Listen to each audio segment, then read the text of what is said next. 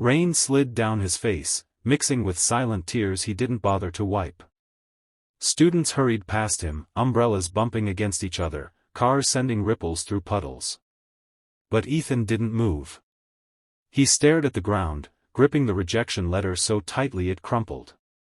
He whispered to himself, maybe I'm not meant for anything, maybe this is it.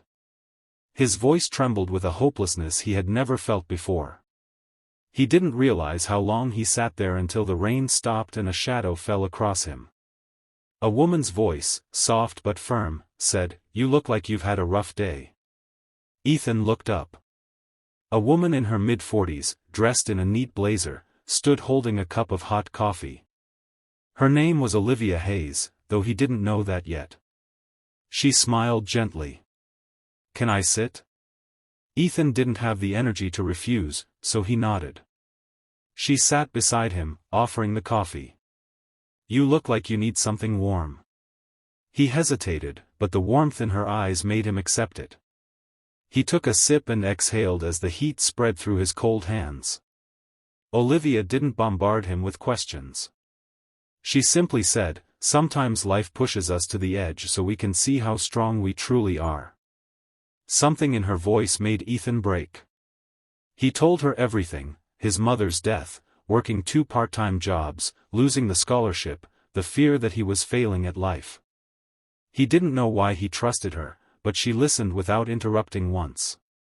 When he finished, Olivia reached into her bag and handed him a small card. "Come to this address tomorrow at 10 a.m., she said. "Don't ask why. Just come." Ethan didn't understand. She stood up, gave him one last sympathetic smile, and walked away into the crowd. He looked at the card. It wasn't a counseling center or a charity. It was the address of a tech company downtown. The next morning, Ethan showed up, still confused but curious. A receptionist led him to an office where Olivia sat behind a desk, not as an employee, but as the CEO of the entire company. Ethan froze. She wasn't just kind, she was powerful. Olivia gestured for him to sit. "I saw something in you yesterday," she said. "Not weakness. Strength. Determination. You reminded me of myself when I was young. I was one rejection away from giving up, until someone gave me a chance. Now, I want to be that someone for you." She offered him a paid internship, something most students worked years to earn. Ethan couldn't even speak. Tears filled his eyes as he whispered, "Why me?" "Because," she said, "kindness is the one investment that never fails." Ethan started the internship, nervous but focused. He worked harder than anyone, stayed late, asked questions, and absorbed everything he could. Weeks turned into months, and his confidence grew. He learned to build real systems, solve real problems, and finally see his own potential. One evening, Olivia stopped by his desk. "You've grown," she said. Ethan smiled and told her he finally believed he could become the engineer his mother had always dreamed he'd be. She placed a hand on his shoulder and said, "Then chase that dream with everything you have." Years passed.